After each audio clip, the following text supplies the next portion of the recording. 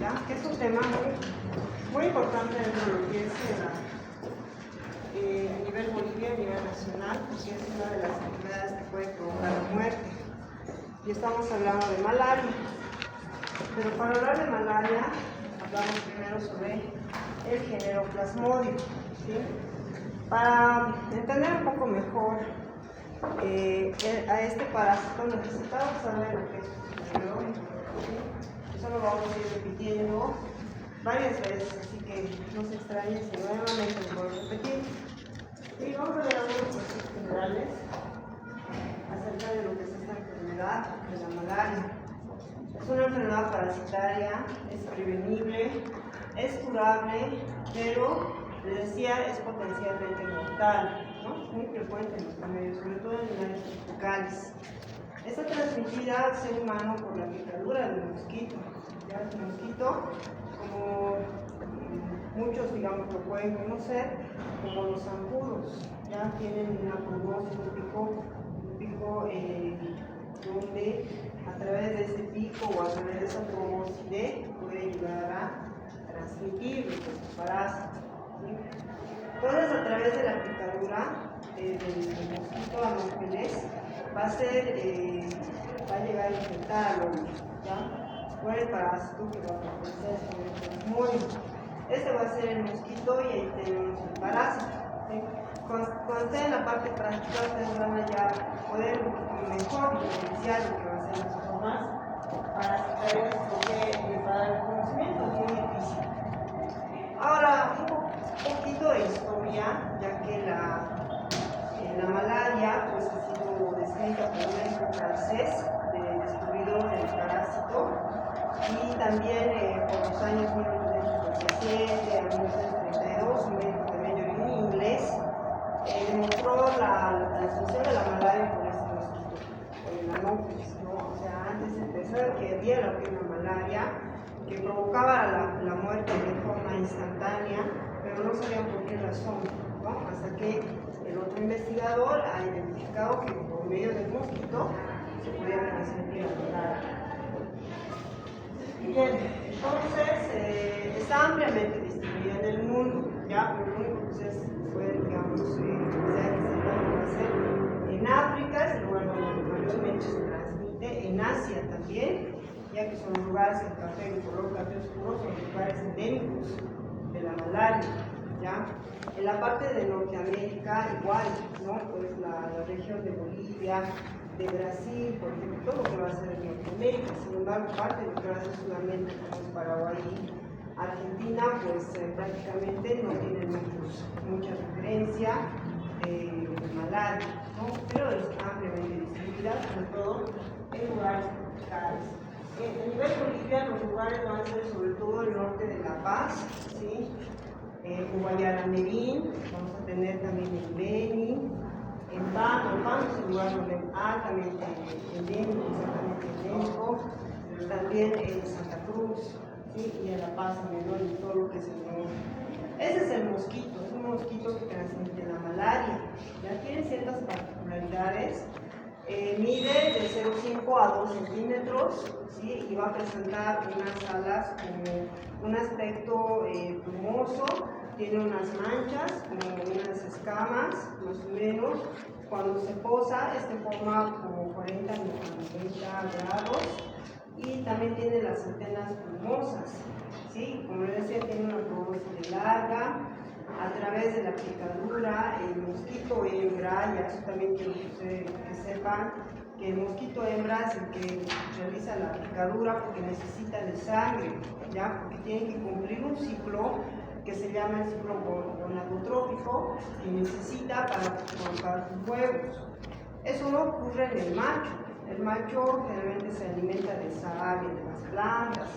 Sí, no necesita, porque la hembra es la que necesita colocar los huevos. Todo esto con el afán de poder subsistir, ¿no? Todos los organismos, todos los seres vivos tienen esa necesidad de subsistir, ¿no? Y entre ellos se encuentran también precisamente los mosquitos, ¿no? Que son también animales, son considerados animales, ¿no? Son artrópodos. Entonces solamente la hembra, ¿ya? La hembra porque necesita cumplir el ciclo gonadotrófico. ¿Qué es el ciclo gonadotrófico? es cuando la hembra coloca sus huevos, ¿ya? Para que los huevos puedan cumplir lo que va a ser el ciclo y poder ya generar más mosquitos.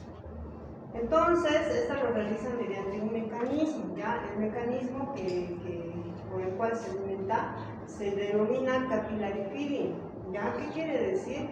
Directamente del capilar, o sea, introduce lo que es la probóscide a través de la piel cutánea y por medio del capillary feeding puede inocular lo que va a ser el parásito, ¿sí? Hay otros mecanismos por otro tipo de artrópodos, ¿sí? Pero este en particular, este va a ser su mecanismo, ¿sí?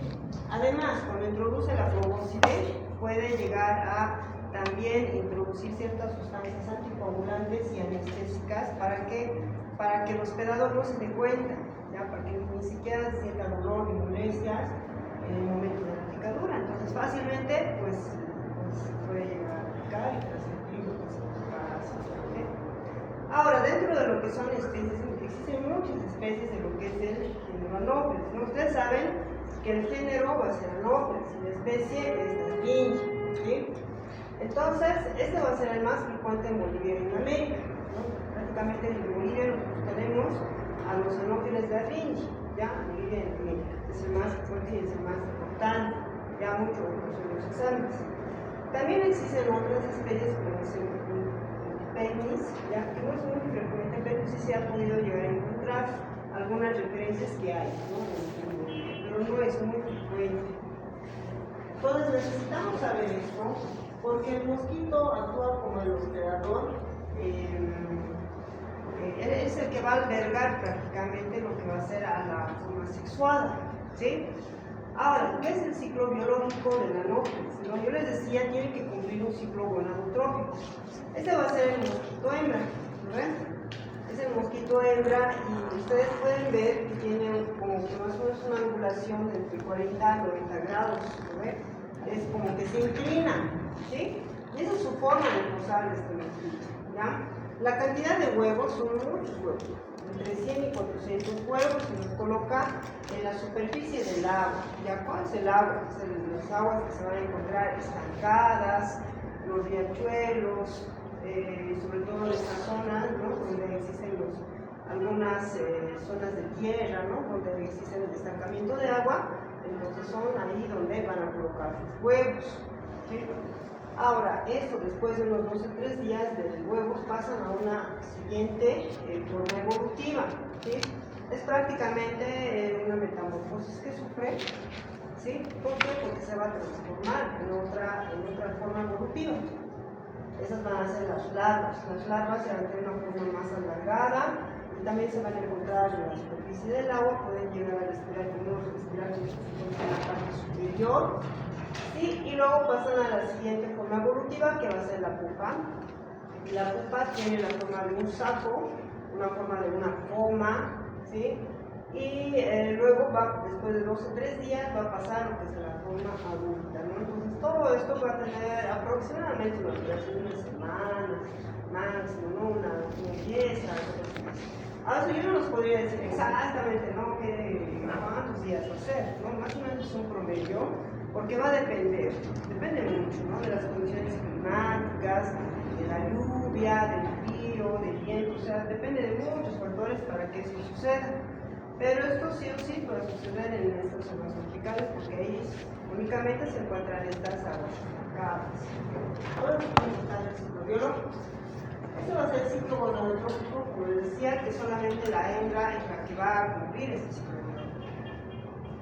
Ahora, hablando de lo que va a ser ya las especies de Plasmodium, dentro de las especies tenemos el Plasmodium falciparum, Plasmodium vivax, que van a ser las especies más presentes en Bolivia, ¿ya? De las dos, el vivax es la más frecuente, ¿sí? Es el que está en segundo plano, que es la más frecuente. Luego tenemos otras especies que van a ser Plasmodium malariae, Plasmodium ovale, Plasmodium knowlesi, simium y brasiliana, ¿no? Que van a ser especies que van a tener también importancia porque se van a encontrar en otros países. Por ejemplo, el Plasmodium simium, que se ha encontrado en Brasil, tanto en monos como también en el hombre. O sea, que ya no se podría ni siquiera decir que únicamente se trata de una enfermedad zoonótica, ¿no? Sino que también están vinculados también los animales, ¿ya? Los animales más vinculados van a ser los chimpancés, los monos, ¿sí? Por ejemplo, también se encontraba el falcípado en el hombre y también en algunos monos se encontraba. Lo mismo con los lesbios, se ha encontrado también en orangutanes, ¿no? Son especies. Pero dicen todas que las dos primeras son las que se encuentran en Bolivia, ¿no? Y dentro de lo que son las 4 especies del hombre, vivax y ovalo, son de agentes etiológicos de la fiebre terciana. Eso lo vamos a ver en la parte clínica. Ya en la parte clínica, cuando ya entendamos bien lo que va a ser el ciclo biológico, cuando la siguiente semana nos tocaría la siguiente clase que está a continuación de esta, ahí vamos a hablar sobre lo que es la fiebre terciana, la fiebre cuartana, la terciana benigna, la terciana maligna. ¿Ya? Tiene mucho que ver con lo que son estas especies y con el tiempo de los excesos palúdicos que ocurren, ¿sí? Entonces, como les mencionaba, que también se encuentran en gorilas, ¿sí? En la fiebre cuartana, no les, sino que se ha encontrado también en primates, ¿no? Que es una especie que puede provocar también enfermedad en el hombre. No existe en América, dice, no, eso es en Asia. Las dos últimas en pequeños primates, ¿no? Que también se llevan a encontrar, y simios se encontraron en Brasil, ¿ya? Entonces, existen especies que no solamente van a afectar al hombre, sino que también van a afectar a los primates.